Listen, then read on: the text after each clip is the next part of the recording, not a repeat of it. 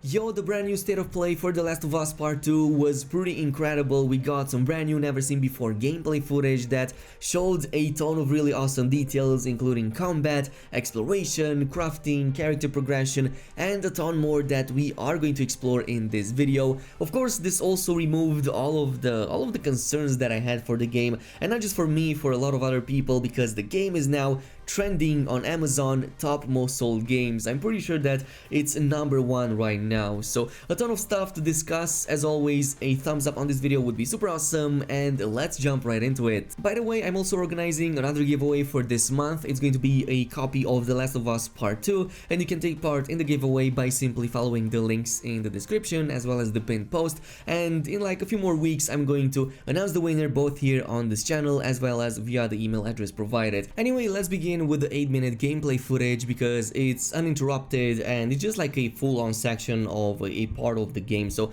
it's absolutely incredible what we've seen, the level of detail both in terms of visuals, music, audio, and even like the way AI interacts with you and the environment is just top-notch. The level of detail genuinely reminds me of Red Dead Redemption 2 level of quality and what Rockstar Games has done with that game. So you'll oftentimes see these enemies cooperating and communicating with one another, even when they split up to cover like a larger distance. Like when you go in an area and somebody spots you, they will actively talk to one another and point out that they have spotted you in that location and they should all go over there and cover that location to find you, which is really interesting. But what really blew me away was really how interactive and contextual the conversations are, even with the enemies. Like for example, let's say you grab an enemy from the back and you point a weapon at his head, and he will say something along the lines of, okay, calm down, don't kill me, to which even Ellie sometimes has a response like, yeah, just shut up and come back over here, from which point you can do whatever you want with him, like take him down or just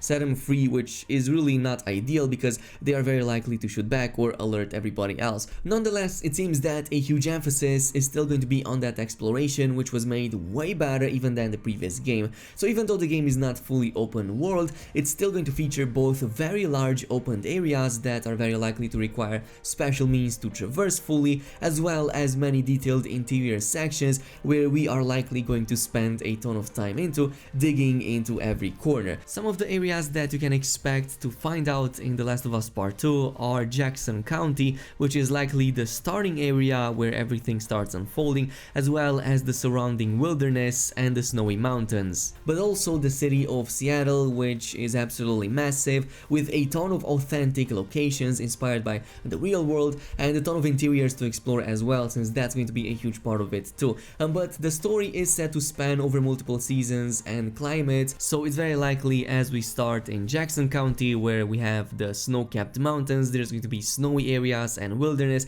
but then later on as we progress through the game we end up in the city of Seattle where we might reach these lush environments with a ton of vegetation. But we did have a scene overall that was kind of like autumn, so it could be that was one of those scenes that the game is referring to. And nonetheless, it does look very interesting and the details of the environments really blew me away.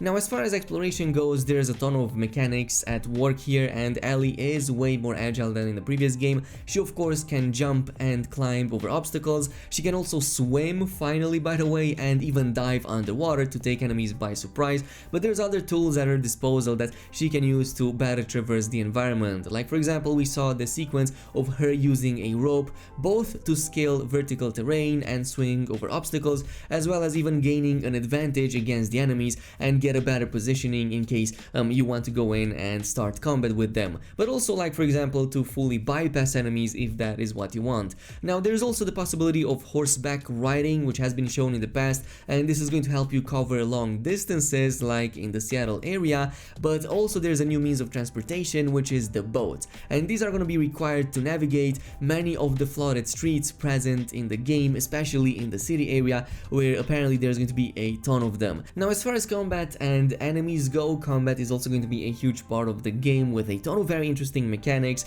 We did see a number of enemy types in the game, and we do now have confirmation that there's going to be 2 warring factions and that will fight for the control over the city. We have the Washington Liberation Front, or WLF, which is this highly organized and well-equipped militia that control most of the city, and it's what you're going to encounter most of. And they also use these guard dogs to track you down, which can be probably really annoying. But here is where we will also encounter the Seraphites, which is this group of religious zealots. They are known at being stealthy. They will use overgrowth as cover and silent weapons like bows and arrows to actually take you down. And we've seen some footage of them, and they can be definitely very gruesome and bloody, so it's very interesting to see how they're going to be way more extreme than the previous group, which is also quite extreme themselves. But let's not forget about the infected. We have the runners, clickers, and stalkers from the previous game that are also way more numerous and way more aggressive compared to the previous Last of Us. But there's also new stages of infected, multiple as a matter of fact, that have been teased. We saw the shamblers, that are these large and armored infected that will cause corrosive clouds when they come near you, but there's way more than that, at least one more stage of infected, if not even more, according to the teasers that were going on. So yeah, it does sound like it's going to be a very scary game, to say the least. Now combat is where I want to go in, and this is what I found to be more interesting. There's going to be a huge emphasis on stealth combat, of course, but going in guns blazing is still going to be kind of like an option, assuming that you have the means of taking down the enemies yourselves. So of course we know about the listening mode, which is kind of like that detective mode that we are likely going to use a ton of, since it points out possibly close by enemies. It also reveals your own scent trail so that you can better avoid guard dogs when they follow you. We are also going to be able to prone, like stay inside grass and take the cover of vegetation, also under obstacles, but it doesn't fully blend you in with the environment and makes you like fully invisible against the enemy. Like eventually if they come close to you, they are going to be able to spot you and they will take you down. So I really like this contextual, advanced kind of enemy detection. Open combat is what's going to be even more interesting, because we're going to use a ton of our agility to take enemies by surprise. So you're going to want to sprint towards the enemy to take them down. You can even throw things into them to stun them momentarily so that you can quickly follow up with a takedown. But on top of this, we also found out that we can use environment at our advantage. Like for example, we can grab for example bats and other melee weapons from the ground or from fallen enemies and use them up against other enemies that might come against us in a very gruesome way, I might say, because the blood and gore in this game is just next level. On the weapon side, of course, our arsenal is going to be massive. We can use anything from knives, pistols, bow and arrows, all the way to assault rifles, shotguns, even sniper rifles, which sounds really incredible. And all of these are customizable at the workbench with a ton of upgrades that you can apply to them. I'm gonna go over that in just a little bit. In the meantime, on the combat side, one final note that I do want to cover is the fact that we can also use environment at our own advantage. So for example, if you go in an area that happens to have a ton of infected, but there's also human enemies searching for you, you can cause, for example, a loud distraction to attract the infected and pin them up against the human enemies, which sounds really awesome and is very likely to cause a ton of very awesome scenes when the game releases in just a few more weeks. Nonetheless, let's go over that crafting and character progression. So there is going to be a deep level of progression, both in terms of crafting as well as player upgrades. Upgrading skills is going to be done through these training manuals that you find randomly scattered throughout the world, and we saw Ellie picking up this magazine that she found randomly, and is very likely the one that caused her to get a skill in the precision branch. But there's actually multiple branches or skill trees that you can invest points into. We saw survival, that has to deal with survivability like HP increase and also armor, if I'm not mistaken. There is also one for crafting. This improves like the kits that you are able to craft as well as their capabilities and effectiveness in battle, like for example health kit and how much it heals. And there's also one for stealth, and this improves stuff like silencers and other stealth mechanics to reduce enemy detection and stealth takedowns. We also saw that precision branch with improved weapon aim and stability among other abilities over there, but there was also a fifth one that was locked, and it's very likely that this is what we're gonna start with. We're gonna have just one branch available at first, and as we progress through the game, unlock new skills and invest them,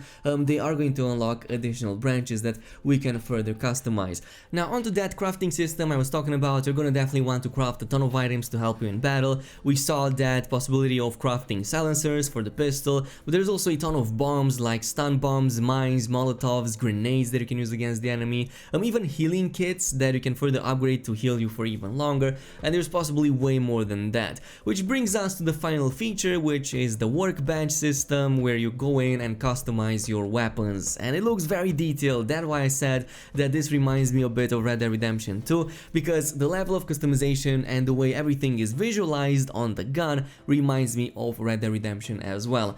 And in order to find these parts for them, like for example we saw this scope that was added on this rifle, you will need to scavenge for these parts to improve the weapon's performance and attributes. So it's very likely that this goes hand in hand again with that exploration I was talking about. And it all looks really amazing. Again, all of the rumors, leaks and controversies in the past few months kinda don't make the game justice. I still think it's going to be amazing. I am really hyped for it, and I am definitely going to get the game when it comes out. But this is it for now. I hope you guys enjoyed this video. As always, don't forget to comment, like and subscribe. Thank you so much for watching, and peace.